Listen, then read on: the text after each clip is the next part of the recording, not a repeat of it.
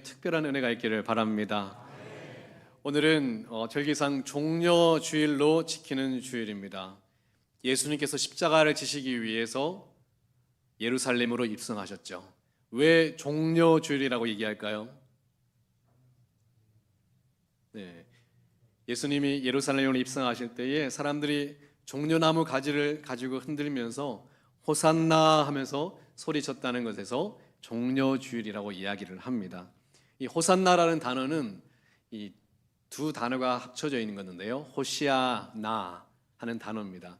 우리를 구원하소서, 지금 우리를 구원하소서라는 두 단어가 합쳐져서 호산나라고 이야기를 하는 겁니다. 종려주일에 비슷한 설교를 참 많이 들으셨을 것 같아요. 그런데 오늘 말씀을 묵상하면서 종려주일에 나귀 새끼를 타고 오신 그 예수님을 묵상하고 주님 앞에 쓰임받았던 그 나귀 새끼에 대한 이 묵상을 함께 말씀으로 나누려고 합니다. 여러분, 그 당시 사람들은 큰 리더들이, 왕들이 입성할 때 탔던 동물들이 있습니다. 어떤 동물을 주로 탔을까요? 네, 큰 말들을 탔죠. 말 중에서도 그냥 말이 아니라 하얀 백마를 탄다든지 왕들의 모습입니다. 그런데 우리 예수님께서 이 땅에 왕으로 오시고 이 땅에 구원자로 오셨는데 특이한 동물을 하나 타고 오셨어요. 어떤 동물을 타고 오셨죠? 나귀라는 동물을 타고 오셨고 또 그중에 나귀 새끼를 타고 오신 겁니다. 아니, 나귀를 타도 볼품이 없는데 나귀 새끼는 이게 작아서 사람을 태울 만한 동물이 아니거든요. 타고 나면 뒤뚱뒤뚱 걷고 또 이게 새끼니까 작으니까 탔던 사람의 발이 땅에 대이고 되게 볼품이 없는 그런 모습으로 오셨다는 거예요. 아니, 예수님께서 이 땅에 왕으로 오시고 메시아로 오셨는데 아니 이렇게 볼품 없는 이 나귀 새끼를 타고 오셨다는 게 도대체 이해가 되지 않습니다. 왜 타고 오셨습니까? 이유는 간단합니다. 왜냐하면 오랜 옛날에 선지자들로부터 내려오는 이야기가 있었는데 이 땅에 하나님이 보내주시는 메시아가 오는데 그분이 오실 때 뭘 타고 오신다?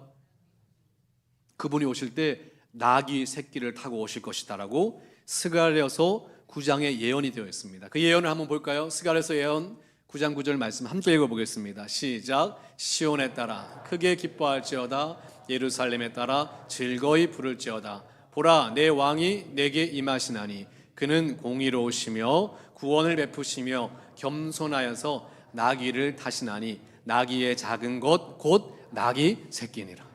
그러니까 우리 볼 때는 예수님이 나귀 새끼 타고 오시는 것이 너무나 이해가 되지 않고 볼품 없어 보이고 아니 왜 저런 걸 타고 오셨나 이런 생각이 들지만 이스라엘 사람들은 딱 한 번에 알아봤다는 거예요. 누가 오시는 거예요? 나귀 새끼를 타고 오시는 분이 누구신 거예요?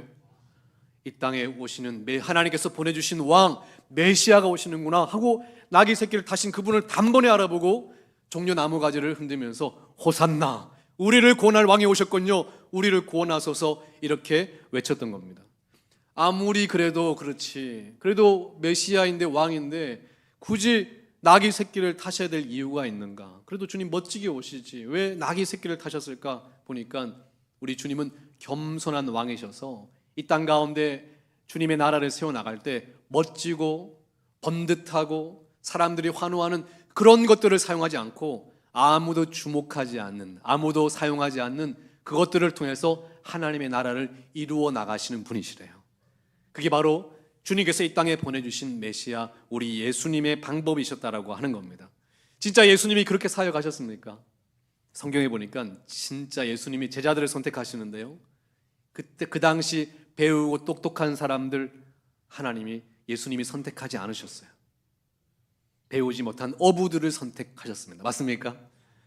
그리고 그 당시 리더십이 있고 뛰어난 사람을 선택하신 것이 아니라 매국노라고 손가락질 받던 세리 마테와 세리 삭개오 이런 사람들을 선택을 하셨습니다. 성질이 온화하고 부드러운 사람 그리고 성격이 좋은 사람을 선택한 것이 아니라 성격이 급한 베드로 같은 사람을 선택을 하셨어요. 마치 아무도 주목하지 않는 나귀 새끼를 타신 것처럼 우리 주님께서는 계속 나귀 새끼와 같은 주목하지 않는 것들을 택하셔서 하나님의 나라, 아름다운 나라를 세워 나가시겠다고 하신 것입니다. 오늘 말씀을 묵상하는데 이런 감동이 되는 거예요. 우리도 뭐와 같은 존재였는데 나귀 새끼와 같이 볼품없고 부족한 사람들인데 우리를 택해 주셔서 하나님의 자녀로 삼아 주셨습니다. 맞습니까? 저희 신림교회도 지금은 이렇게 전통 있는 57년이나 된 교회지만 한때는 저 산꼭자기에 있는 아주 초라한 이 닭장을 개조해서 만들었던 그런 교회, 초라한 교회였대요. 저도 그 당시 잊지 못했지만 그렇게 들었습니다. 그런데 하나님께서 아무도 주목하지 않는 그 교회를 선택해 주셔서 이 남곡동에 가장 먼저 감리교회를 세우시고 수많은 수백 명, 수천 명의 사람들을 예수 믿고 구원받게 하시는 노아의 방주 역할을 하는 하나님의 교회로 삼아주신 줄 믿습니다. 저희 교회가 특별히 대단했던 것이 아니에요. 아무도 주목하지 않는 교회였지만 하나님께서 택하여 사용하여 주신 거예요. 여러분과 저는 어떻습니까? 저는 목회자는 특별하고 대단하고 뛰어난 사람을 하나님이 선택하실까요? 아니에요. 아무도 주목하지 않는 부족한 사람인데 하나님께서 어느 날 저에게도 하나님께서 사용하시겠다고 말씀을 하신 거예요. 저도 자존감이 높지도 않고 그렇게 대단한 사람도 아니었는데 오늘날 주님의 은혜 가운데 하나님이 저를 사용하시겠다는 그 이야기를 듣고 나서 제 자존감이 변했습니다. 누가 사용하시겠다고요? 하나님. 내가 뭐라고 하나님이 나를 사용하시고 저는 부족하고 뛰어난 것이 하나도 없는데 하나님이 나를 사용하시겠다고요? 그러면서 내 마음이 바뀌고 자세가 바뀌고 인생이 바뀌는 거예요. 여러분, 하나님이 여러분을 사용하시겠다는 그 음성이 들릴 때 여러분의 인생도 바뀔 줄 믿습니다. 보잘것없고 부족한 저희였지만 누가 사용하신다고요? 하나님이 우리를 사용하신다고 하니까. 세상에서는 알아주지 않고 뛰어난 것 없지만 누가 사용하신다고요? 하나님이 사용하신다고 하니까 우리가 특별한 존재가 되는 것입니다. 사랑하는 성도님들, 오늘 하나님께서 쓰셨던 주목하지 않은 이 나귀 새끼, 하나님이 쓰셨던 이 예수 그리스도께서 택하셨던 이 나귀 새끼의 이 놀라운 이야기가 여러분과 저의 이야기가 되기를 바랍니다. 지금도 수많은 교회들이 있지만 하나님이 저희 신림교회를 사용해 주시기를 바랍니다. 저희가 특별한 것이 아니라 나귀 새끼와 같이 부족하고 아무도 주목하지 않지만 하나님이 쓰시겠다고 할 때 하나님의 놀라운 역사가 있게 될 줄 믿습니다. 여러분, 하나님께 쓰임받고 싶으십니까? 세상에서는 알아주지 않지만 수많은 부족함이 있지만 하나님께 쓰임받는 주님의 자녀가 되고 싶으십니까? 그러면 오늘 이 작은 나귀 새끼가 어떻게 쓰임을 받았는지 5가지의 말씀을 드리려고 합니다. 첫 번째는 따라해 볼까요? 묶인 것을 풀어야 합니다. 2절 말씀에 이렇게 나와 있습니다. 2절 말씀을 함께 읽어보겠습니다. 시작. 이르시되 너희는 맞은편 마을로 가라. 그리하면 곧 매인 나귀와 나귀 새끼가 함께 있는 것을 보리니 풀어 내게로 끌고 오라. 지금 나귀 새끼가 어떻게 되어 있었어요? 묶여 있었습니다. 주님께서 쓰시고자 할 때 제일 먼저 하신 일이 나귀 새끼를 어떻게 했다고요? 풀어 놓으셨어요. 근데 그거 아십니까? 주님께서 나귀 새끼와 같은 우리를 쓰시고자 할 때도 제일 먼저 우리에게 하시는 일들이 묶인 것을 풀어주시는 일이에요. 자유케 하시는 일입니다. 진리가 너희를 자유케 하리라. 가장 먼저 주님의 은혜 가운데 묶인 것이 풀어지는 역사가 나타나는 것입니다.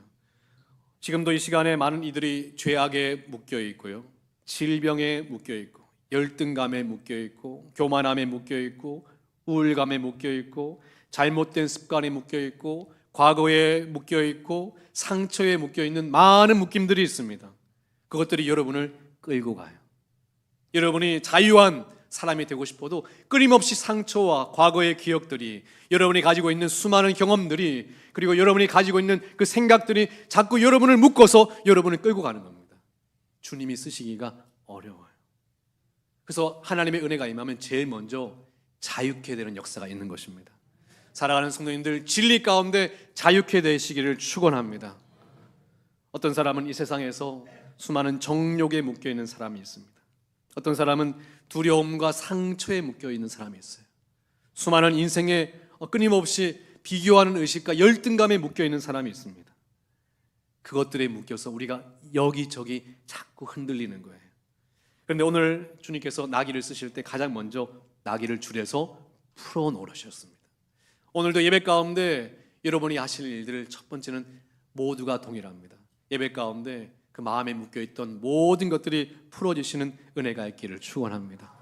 그것이 첫 번째 일어나야 될 일이에요. 두 번째는 따라할까요? 내 성질을 죽여야 합니다. 나귀 새끼가 이제 풀어져서 오는 겁니다. 그런데 이 나귀 새끼는 길들여지지가 않았습니다. 여러분, 동물들의 본능을 아십니까? 동물의 본능이 동물의 등에 누군가 올라타면 어떻게 할까요? 아, 올라타셨구나. 잘 모셔드려야지. 동물의 본능은 누군가가 자기를 건드면 견디지를 못하는 거예요. 모르시겠거든. 나중에 돌아가실 때 지나다니는 개 등을 한번 타보시기 바랍니다. 동물들은 본능이 있어요. 그리고 견디지를 못합니다. 이 나귀 새끼도 본능이 있었을 겁니다. 그런데 누가 타셨어요? 예수님이 타실 때 가장 먼저 해야 될 것이 자기의 성질을 죽이는 것입니다. 신앙생활이 어떤 건지 아세요? 신앙생활에 처음 예수님을 영접하고 예수님을 믿었지만 여전히 누구의 성질이 살아있습니까? 내 성질이 살아있습니다. 그것을 개성이라고 하죠. 근데 신앙생활 가운데 개성이 점점 죽고 영성이 살아나는 것입니다. 내 성질이 죽어져야 돼요. 많은 사람들이 예수 믿으면서도 자기 성질이 죽지 못하는 사람이 있습니다. 본능이 있어요. 누군가가 자기를 건드리면 견디지를 못하는 사람이 있고, 자존심을 건드려 놓고 내 마음을 건드려 놓고 나를 건드리면 견디지 못하는 사람이 있는데, 이것이 주님 앞에서도, 이 십자가 앞에서도, 이 교회 앞에서도 소리 지르고 본성을 드러내고 성질을 드러내는 것을 부끄러워하지 못하는 사람들이 많이 있다는 겁니다. 아직 안 죽어서 그래요. 나귀 새끼가 본성을 못 억누르고 성질을 드러냈을 때 예수님이 어떻게 되시는 거예요? 떨어지시는 거예요. 못 태우는 겁니다. 쓰임받기 위해서는 우리의 성질을 죽여야 돼요. 교회는 그래서 훈련소입니다. 여러분의 성질이 있습니다. 개인마다 다 있어요. 지금 보기에는 다 온화하게 보이지만 건드려 놓으면 사람이 돌변합니다. 믿기지 않는 분들은 한번 건드려 보세요. 어떻게 되는지. 다 성질이 있거든요. 그런데 교회는 이 훈련소입니다. 내 성질이 죽고 영성이 올라가는 훈련소입니다. 믿습니까? 그래서 하나님이 훈련시키는데 이 사람은 사랑에 대한 훈련이 필요해. 그럼 어떻게 하시겠어요? 그러면 이 교회에서 사랑하지 못할 사람을 만나게 하시는 거예요. 그래야 뭐가 되는 거예요? 훈련이 되니까. 이 사람은 인내가 부족해요. 이 사람이 교회 안에서 인내하지 못할 일을 만나게 합니다. 그래야 뭐가 되니까요? 훈련이 되니까. 길들여져야 되거든요. 그런데 어떤 착각하는 성도들은 교회에서 인내하지 못할 만을 만나면 뭐 교회가 뭐 이래? 사랑하지 못할 사람을 만나면 아니 교회가 왜 이래? 어느 교회 가야지? 다른 교회로 가는 거예요. 근데 제가 오늘 정답을 알려드릴게요. 다른 교회 가잖아요. 똑같은 사람이 또 있습니다. 왜냐하면 그 사람이 이것을 훈련해야 되기 때문에 그래요. 아니 여기도 있네? 이 교회도 아닌가 봐. 또 다른 교회로 옮깁니다. 알려드릴게요. 그 교회 가면 더 심한 사람이 나타납니다. 훈련해야 되는데 훈련을 피해서는 안 되는 겁니다. 사랑하는 성도님들, 훈련을 잘 통과하시길 바랍니다. 야곱도 사기꾼이었잖아요. 그래서 야곱이 사기치고 어디로 도망갔어요? 삼촌 집으로 도망을 가죠. 갔더니 자기보다 더 심한 사기꾼을 만나는 거예요. 훈련되어져 가는 거거든요. 그래서 내 개성을 죽이고 영성이 살아나는 겁니다. 그래야 주님께 쓰임 받는 것입니다. 오늘도 예배 가운데 여러분의 성질이 좀 죽어지고 주님의 은혜 가운데 다듬어지고 훈련되시는 놀라운 은혜가 있기를 축원합니다. 세 번째는 따라할까요? 방향을 맞추어야 합니다. 이제 나귀의 등을 타시고 주님이 가십니다. 그런데 주님이 어디로 가시는 겁니까? 예루살렘을 향하여 올라가시는 거거든요. 근데 나귀 새끼가 갑자기 배가 고파요. 어디로 가야 되죠? 밥 먹으러 가고 싶잖아요. 갑자기 화장실이 마렵습니다. 어디로 가야 되죠? 화장실로 가고 싶죠. 그런데 예수님을 모시는 순간 이 나귀 새끼는 예루살렘으로 함께 올라가야 되는 거예요. 주님의 계획이 있습니다. 근데 우리도 마찬가지인데요. 주님의 은혜 가운데 신앙생활을 하면 점점 누구의 발에 맞춰야 되는 거예요? 예수님의 발에 우리를 맞추어 나가는 것입니다. 내가 가고자 하는 길이 있습니다. 그러나 그 길을 맞춰야 돼요. 예전에 저희 아이들과 제주도에 갔을 때 말타기 체험을 했거든요. 근데 말이 타고 가는데 아이가 가는데 앞으로 가야 되는데 말이 아이가 타서 그런지 자꾸 어디로 가는 거예요? 풀이 있으면 풀 뜯어 먹으러 가고 절로 갔다. 아이가 말을 조종하지 않고 말이 조종해서 가는 거예요. 그래서 그 조련사가 와서 그럴 때는 어떻게 하라? 이 손에 이 줄을 잡고 고삐를 강하게 당겨줘야 된다는 거예요. 이렇게. 우리 주님께서도 때로는 우리가 걸어가는 길에 방향이 맞지 않으면 우리에게 고삐를 당기십니다. 말씀으로 가르쳐 주시고 상황으로 조율해 주시는 거예요. 이게 무슨 사인이냐면 주님의 걸음에 여러분이 맞추라고 하는 사인이에요. 그러면 저는 제 삶을 어떻게 합니까? 그때부터는 주님께서 가장 여러분을 아시고 가장 여러분에게 좋은 길을 아시는 주님께서 여러분에게 복된 길로 인도해 주시는 것입니다. 여러분 혹시 주인의 뜻대로 가지 않고 마음대로 갔다가 목이 잘린 그 말의 이야기를 아십니까? 김유신 장군이라고 들어보셨나요? 다들 처음 들어보셨나요? 어느 고등학교에 나오신 겁니까? 이 김유신 장군이 한때는 술에 빠져서 기생에 빠져서 매일 술집에 드나드는 거예요. 매일 술집에 들어서 그 훈련이 힘드니까 맨날 술집에 가서 회포를 풀었습니다. 기생들하고 놀고. 그랬더니 하루는 어머니가 야, 이 나라의 큰 리더가 될 사람이 술집에 빠져가지고 큰 리더가 될 사람이 기생한테 빠져가지고 그래서 하겠어? 이렇게 야단을 쳤어요.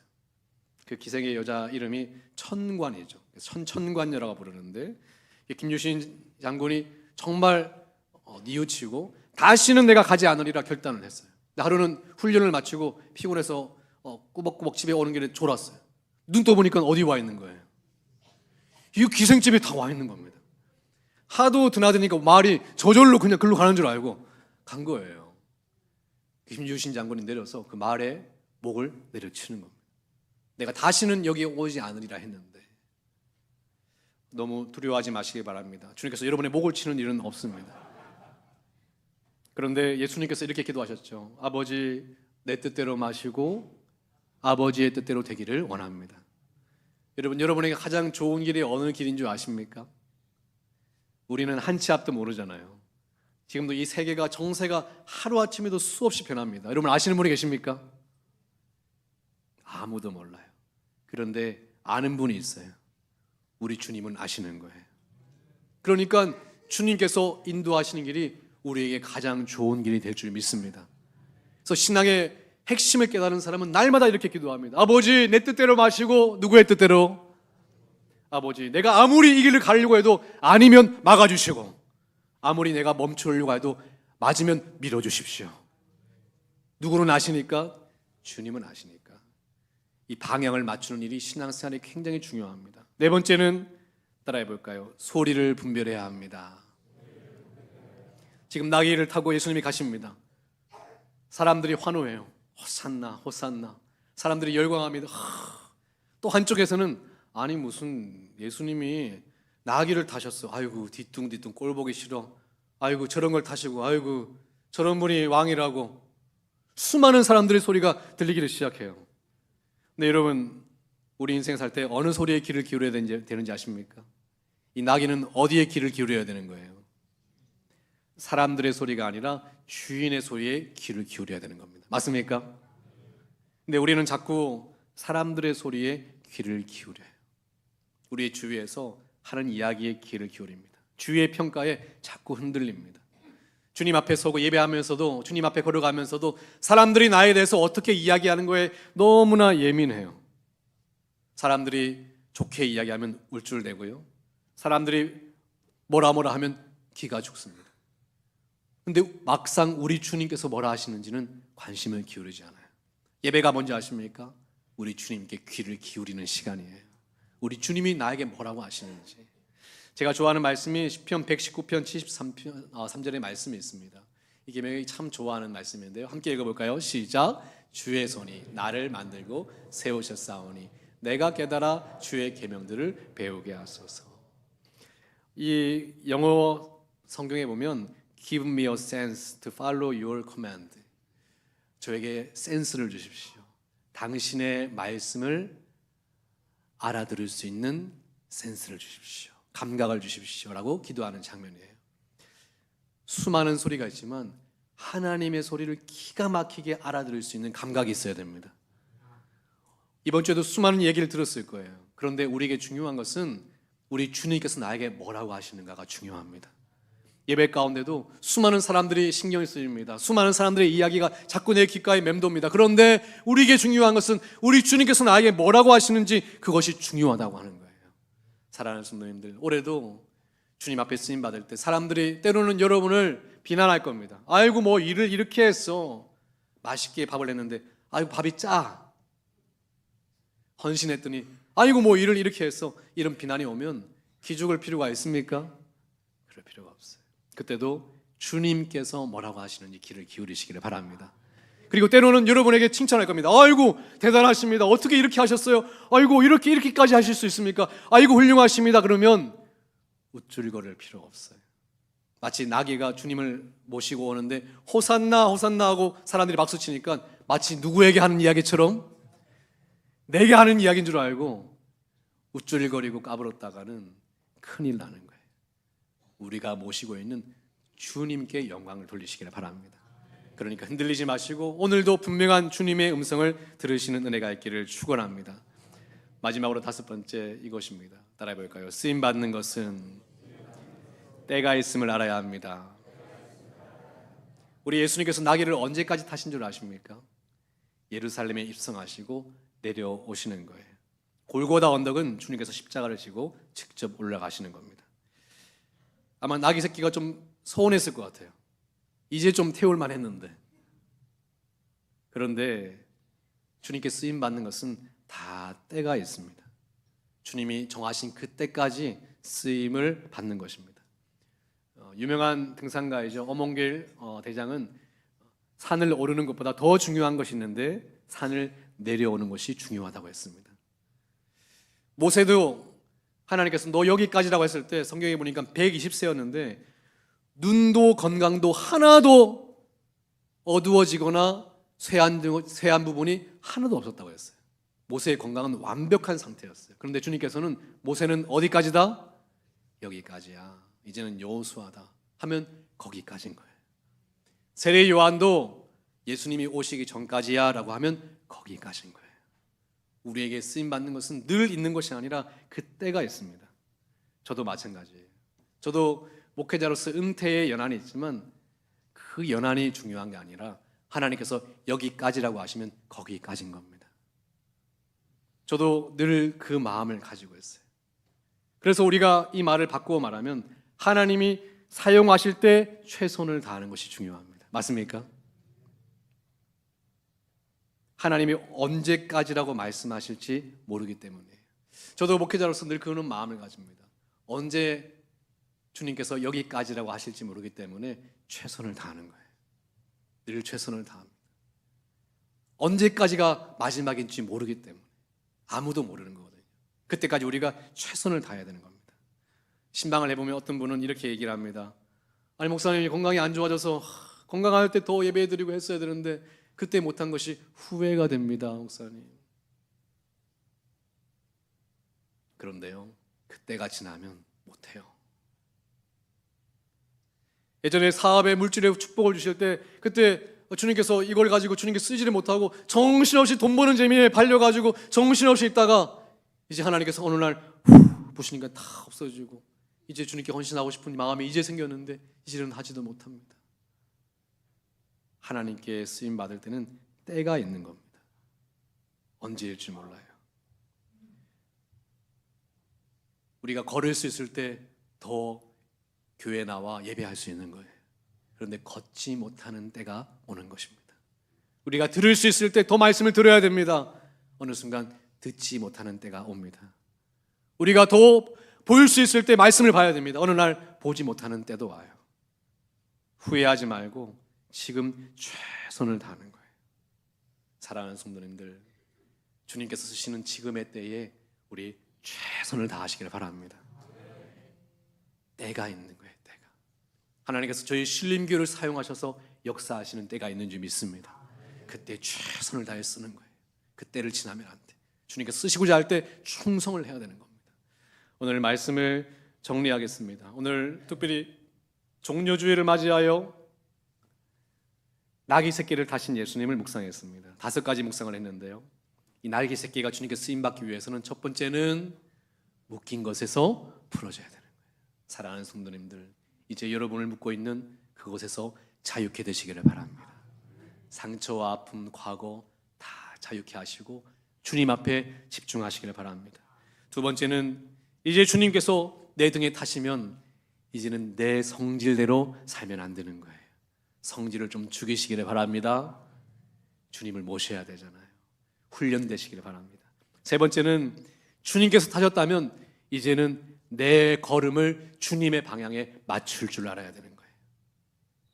주님이 이끄시는 방향이 가장 좋은 길입니다.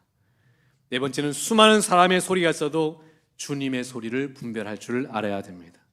사람의 이야기에 왔다 갔다 하지 마시고 주님의 말씀과 음성을 분별하는 지혜가 있기를 바랍니다. 마지막으로 한 번 쓰임 받았다고 영원히 쓰임 받는 착각을 하지 마시길 바랍니다. 주님께서 쓰실 때 충성하시기를 바랍니다. 할 수 있을 때 최선을 다해 예배드리시고 할 수 있을 때 기도하시고 할 수 있을 때 전도하십시오. 이때가 지나면 할 수 없는 날이 올지 모릅니다. 종려주일날 주님 앞에 쓰임받았던 나귀 새끼처럼 우리를 사용하시는 그 주님 앞에 여러분도 귀히 쓰임받으시기를 축원합니다. 기도하겠습니다. 사랑의 하나님, 종려주일 가운데 쓰임받았던 나귀 새끼를 묵상하며 오늘 우리의 신앙을 돌아봅니다. 하나님, 오늘 이 아침 나귀 새끼와 같이 우리를 자유케 하사 주님께 쓰임받는 저희가 되게 하여 주시옵소서. 이제는 내 성질대로 살지 아니하고 주님 앞에 길들여져 훈련된 존재가 되게 도와주시고 내 원대로 마시고 아버지의 뜻대로 되기를 원합니다. 기도할 수 있게 도와주시며 수많은 소리 가운데 주님의 소리를 분별하게 도와주시고 한 번 쓰임받는다고 영원히 쓰임받는다는 착각을 내려놓고 주님께서 쓰실 때 충성을 다하는 저희 되게 하여 주시옵소서. 감사드리며 우리 주 예수 그리스도의 이름으로 기도드립니다. 아멘.